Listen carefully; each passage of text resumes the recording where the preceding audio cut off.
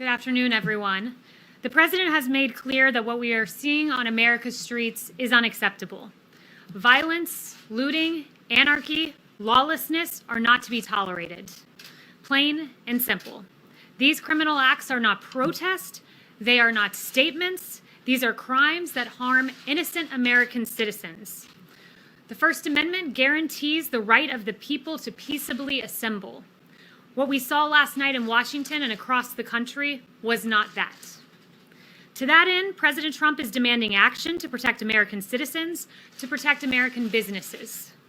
17,000 National Guard are deployed in 24 states, but according to General Milley, only 2 states have deployed more than 1,000. There are 350,000 National Guard available overall, and for the lawlessness we are seeing, far more needs to be done. Governors across the country must act, deploy the National Guard as it's fit, and protect American communities. As President Trump has said repeatedly, it's very important that we have peaceful protesters and support the rights of peaceful protesters, but we cannot allow a situation like what happened in Minneapolis to descend further into lawless anarchy and chaos. And we understand that very well. And with that, I'll take questions. Yes. To your point, the country is in crisis. There's a global pandemic that has claimed more than 100,000 lives. At least 40 million people are unemployed. There are now protests and racial tension ripping apart many cities. Where is the president? Why has he not delivered an address to the nation, as many of his predecessors have in a time of domestic crisis? So the president has delivered multiple statements on this. The president, as recently as 48 hours ago, was out talking about what a tragedy the death of George Floyd was, how it has weighed on his heart, and how he encourages peace and lawfulness in our streets and peaceful protests. So he has said that repeatedly. He's made many statements to this effect, but what I would note is continual statements, as he's made day and day and day and day again, they don't stop anarchy. What stops anarchy is action, and that's what the president is working on right now. To that point about the anarchists, you said this morning that the president is focused right now on rooting out Antifa. George Floyd did not die in Antifa custody. He died in police custody. What's the president doing to reform policing tactics and excessive use of force by police? Yeah, so it's an important question for sure. And this president, if you look at the actions his DOJ has taken, there's a civil rights investigation into the death of Ahmaud Arbery. There's a civil rights investigation into the death of George Floyd. It is a tragedy what we saw. I mentioned to you that the president was extremely upset when he saw that video. And he continues to, the DOJ continues to pursue those charges. And he's recognized injustices for a long time. Since he was a candidate, he talked about Sandra Bland and what a terrible video that was too. So he recognizes injustices where they are, but at the same time, he also recognizes that we can't allow organized groups like Antifa to commit some of the heinous acts that we've seen. John. Kayleigh, in his call with the governors, the president said that he had put General Milley in charge of all this. What does that mean? Yeah, so Chief of Staff in charge of policing American streets. What did he mean? So I'm not going to get ahead of any actions that will be announced, but what I will say to you is this, that he has had 2 briefings today with Secretary Esper and AG Barr, and General Milley was there, and there will be additional federal assets deployed across the nation. There will be a central command center in conjunction with the state and local governments that will include General Milley, Secretary Esper, and AG Barr, but I won't go any further in announcing what actions. But can you explain what the president meant when he told the governors, I am put General Milley in charge? What does that mean? Because that sounds like a total break here. The chairman of the Joint Chiefs of Staff being in charge of a domestic issue. And ensuring that, as the president has said, and this has been taken out of context, by the way, that our streets are dominated with a police force and with a National Guard presence, so that, let me explain a little bit about how this works. If there's a peaceful protest, police will form a line. And what we've seen are those lines have been overwhelmed by massive protests that have turned into riots, the peaceful protests to be distinguished from the riots we've seen. And when those lines are overwhelmed, law enforcement gets on the defense. So what the president has said is he wants to dominate the streets with National Guard, with a police presence, and what studies have shown, as General Milley noted, he was in that government governor's call, and his points all pertain to the National Guard. And he noted that there are several studies that when there's an overwhelming National Guard presence, it actually de-escalates the situation and causes less civil unrest. So General Milley has really been on point in talking about the National Guard, the effectiveness, and ensuring that they're utilized to great effect across the country. What's been taken out of context? Because I mean, I have the exact quote. It's a very simple one. He just says that he has put General Milley in charge. No, I wasn't suggesting that quote was out of context. The dominate. I've seen some networks that have talked about dominating protesters, and I've been around the president all day. Anytime he's used the word dominate, it was with regard to dominating the streets and ensuring that we have peace in our streets. Yes. Yes, Scott. Thanks. In addition to the tough talk the president has been talking about taking action against looters and some of the violent elements in the protests that we've seen, why isn't he also supplementing that message by calling on these people to remain calm, to go home, to not destroy property, businesses, so on? Yeah, he has done that repeatedly. Look, he talked about understanding the pain that people are feeling, and he does understand that pain. He's talked several times about the right to peacefully protest, and I've seen some of these peaceful protests, some of these sit-ins, and it's a real shame when you have anarchy and anarchists come in and you have Antifa come in, and it really dilutes the message of the protesters, and it's a legitimate reason they're protesting. So he hates to see Antifa come in and really dampen that message, which has been in many cases peaceful, but has been overtaken and overwhelmed by an organized effort of people from out of state coming in and causing havoc. Is he traveling on Friday? Is he going to Maine? He still plans on going to Maine. I haven't heard any other changes to that effect. Yeah. Ouija. Thank you. I like your mask. That's really cool. I have a quick follow-up about police reform. National Security Advisor Robert O'Brien says he does not think there is systemic racism among law enforcement in the U.S. Does President Trump share that view? Look, I think where the president stands is he does not believe, he fundamentally rejects the idea that these egregious actions of these 4 Minnesota officers are representative of our police force as a whole. Most of our officers in this country are good, hardworking men and women who work every day to police our streets. He's recognized cases of injustice. I noted Sandra Bland back when he was in the primary. I've noted more recently Ahmaud Arbery and then George Floyd. So he recognizes these injustices. He puts a focus on them, but he also recognizes our valiant police officers who have taken to the streets each and every night over the last 6 nights and protected our communities. And on Antifa, can you explain what the legal authority the president is for designating Antifa as a terrorist organization? And can you also talk about why he does not want to label white supremacist groups that are domestically located as terrorist organizations as well? So let me address the first part about legal authority. Title 18, Section 2331 allows that the term, it defines domestic terrorism as involving acts dangerous to human life that appear intended to influence the policy of a government, and other elements are laid out, and it allows the Department of Justice, when utilizing this statute, to invoke greater investigatory authority and to invoke harsher penalties. I would note that the Justice Department has in the past used domestic terrorism in consultation with acts of white supremacy or what were racially motivated acts. Like in April 2020, a Florida man pled guilty to threatening an African-American Charlottesville City Council candidate. And at that time, the FBI Joint Terrorism Task Force was utilized. Same in the case of February 2020, where it was used in connection to 4 racially motivated violent extremists. And I would also note the president's long history of condemning white supremacy and racism. There is no place in society for these egregious, despicable ideologies. Jen? Why haven't he designated any white nationalist groups as terrorist organizations?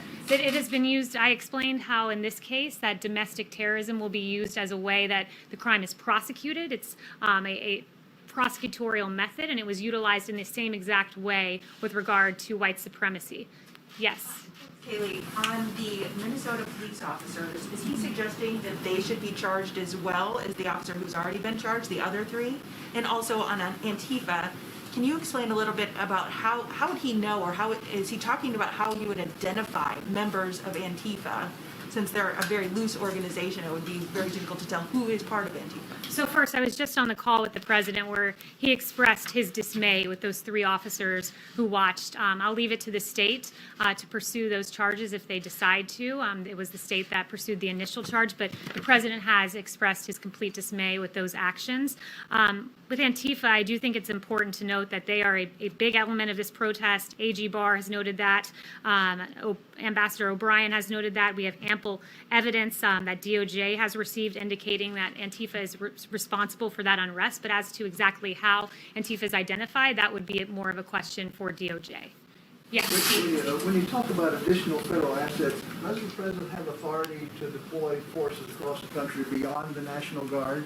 He does. And look, we're looking at every tool in the federal toolkit available to us. You know, ideally, this would have been resolved at the state level. The states, after all, have the police power embedded in the 10th Amendment, and it is their responsibility to patrol their streets. But you're right to say that there are many federal authorities, including the one you cited, available to us. Did you bring this up with the governors in the phone call today? The focus of the call with the governors was really the National Guard, not that specific tool in the toolkit that you mentioned, but the National Guard and how it should be utilized much stronger than it's currently being utilized.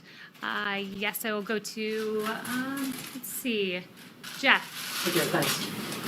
Following up on what John was asking earlier, Governor Whitmer, she said she found the president's call today deeply disturbing, and she said the president told the governors they need to put it down or they would be overridden.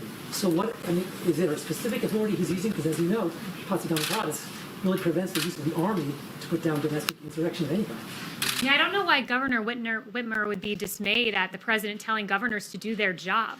It is their responsibility to police their streets. They have the police power embedded in the Constitution. They have quite clearly, many of them, failed to do their job. Look at the scenes we have seen.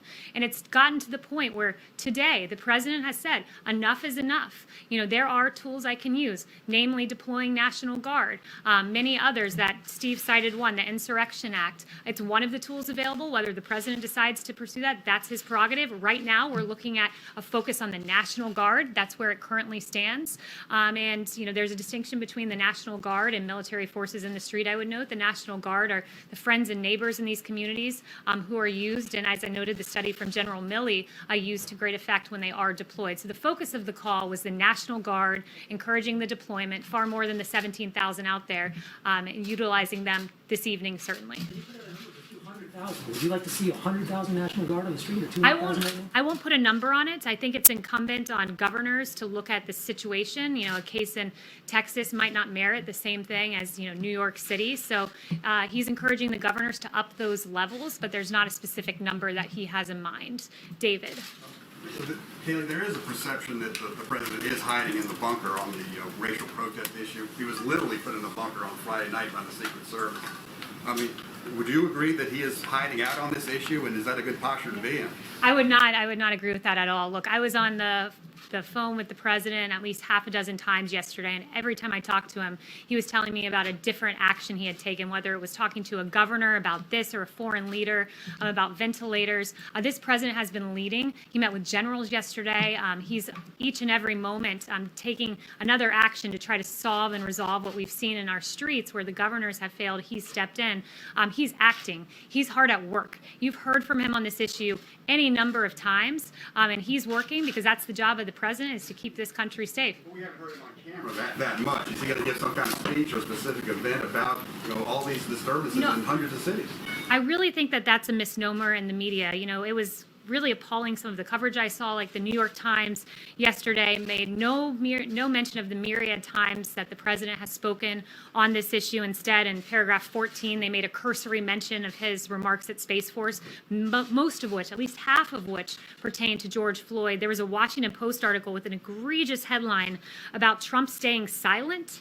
He hasn't been silent on this. I have a whole list of his remarks there, and instead, paragraph 23, they note, oh wait, we're contradicting our own headline. The president did, in fact, make remarks. Contrary to the silent headline, you had Don Lemon on CNN saying at 9:38 p.m. on Saturday night, the president's been silent. Ironically, that comment came 4 hours after the president was quite audibly speaking at this issue. I was there for the remarks, and then you had CNN double down the next day, Sunday afternoon, saying the president was silent. And, you know, I don't want to bore you with reading out all of his statements, but it sounds like I should read a few. Like the president saying it's a grave tragedy that filled Americans all over the country with horror, anger, and grief, and I stand before you as a friend and ally to every American seeking justice. He said, I understand the pain the people are feeling. I can go on, but I would just be repeating what the president has already said, because make no mistake, this president has not been silent, and at this moment, he is acting to protect this country from the lawlessness we saw just out here in Lafayette Park last night. Yes. In a particularly egregious act, St. John's Church, Church of the Presidents, was targeted last night. Graffiti all over, set on fire. What is the president's reaction to that, please? It's hurtful, honestly. I think it's hurtful on a number of levels. Look, the VA was defaced. Literally the word veteran spray painted out of the placard in front of the Department of Veteran Affairs. The Lincoln Memorial defaced. How does that make much sense? The place where the March on Washington began, that momentous occasion in the history of civil rights, that memorial was defaced last night. That doesn't honor the legacy of George Floyd. It doesn't. And certainly not the burning of St. John's Church. Look, St. John's, I think it's important to go through a little bit of this, but Reverend John C. Harper was the St. John's rector many centuries ago, at least centuries and a few decades ago. And here's what he was told. He was told he needed to close St. John's because he couldn't leave it open for the March on Washington because, quote, it might be a bloodbath. But he stood boldly. He stood boldly and he stood on the side of justice. And on the day the March on Washington happened, here's what was sung from that church. One family on earth are we throughout its widest span. Oh, help us everywhere to see the brotherhood of man. And of course, we know that the March on Washington ended with Reverend Martin Luther King Jr. giving that incredible speech, I Have a Dream. And that church, the same church that was burning last night, here is what they said, taking that bold stance to support Martin Luther King. They said this church building is open as it has always been, so all who want to worship here. The ministry of this parish is extended to any who seek it. Our fellowship with one another has no limitations whatsoever. That church supported the bold civil rights moment of the March on Washington, which began at the Lincoln Memorial. That doesn't honor the legacy of George Floyd. It doesn't further the cause. And those are violent anarchists, Antifa, who are taking advantage of the pain of people, the pain of the peaceful protesters. It's inexcusable, and we have to stand as one America against the burning of the church and the defacement of the Lincoln Memorial. Chanel. Kayleigh, is it possible that D.C. will be placed under martial law in order to protect these national monuments from further destruction? And second, under the Civil Rights Act of '68, will this administration investigate either members of Congress or political organizations who are funding or tied to Antifa moving forward? Yeah, on Antifa, I think at this point we're pursuing the domestic terrorism angle. That's what the DOJ has decided. And what was your first question was about martial law? Martial law to protect national monuments in D.C. Yes, so I have not heard that discussed. Any other questions? Yes. Thank you. Can you confirm a phone call earlier today between Presidents Trump and Putin? And if so, considering what the president said to governors later in the day, did he ask President Putin for advice on how to quell unrest in his own country? I don't have any details on that call. I wasn't a part of it, I'm not entirely certain what was discussed, but the call did take place. Yes. Does the president regret using phrases like when the shooting starts, the looting starts, the shooting starts, and phrases like vicious dogs? Is he considering apologizing? So the president on the looting point, he was taken wildly out of context. Twitter, it's interesting to watch. I've seen multiple instances of real incitement of violence on Twitter, but they've never penalized those users. Like, for instance, Iran. We've seen horrific tweets from the Iranian regime about the elimination of the Zionist regime, to quote them, and that was never flagged. Interesting that their gut instinct was to flag the president, and they did so in an accurate way. The president very clearly laid out what he meant by that tweet, that looting leads to shooting, and we have seen the unfortunate killing of one person in Minneapolis. There were 7 people shot in a St. Louis riot a few nights ago, and the president clearly laid out what he meant. But it is interesting to watch the gut instinct of Twitter to go ahead and label what the president said as somehow inciting violence, which it absolutely was not. But look, I want to say this. We cannot let violence and we cannot let looting and a few bad actors divide us as an American people. The American spirit is defined by love and mutual acceptance and kindness. And despite the horrific scenes we've seen play throughout the media, there's some things that we haven't seen. And I think it's important for the American people to see them. And Judd, I'm going to call for that soundbite now of some video that I think it's very important for us all to watch.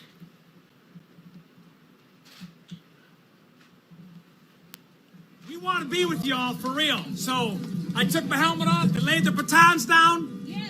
I want to make this a parade, not a protest. Let's walk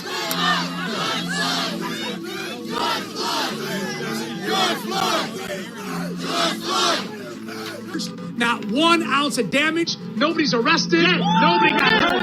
This is the way it's supposed to be.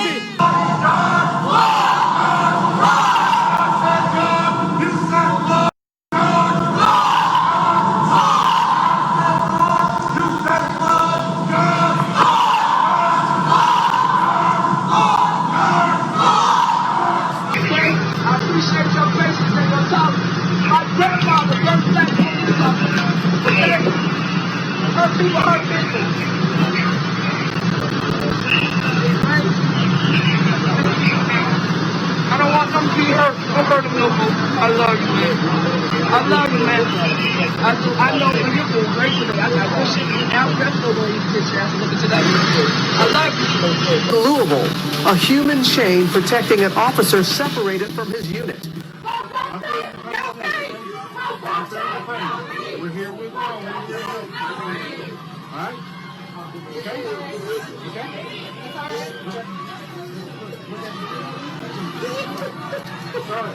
We're all here together, okay? Across the country, we've seen examples of police protecting protesters and protesters embracing police. And it's been beautiful to watch, though those images have not been played all that often. And I just want to leave you with a quote from Martin Luther King Jr. that we must learn to live together as brothers or we will perish together as fools. Thank you.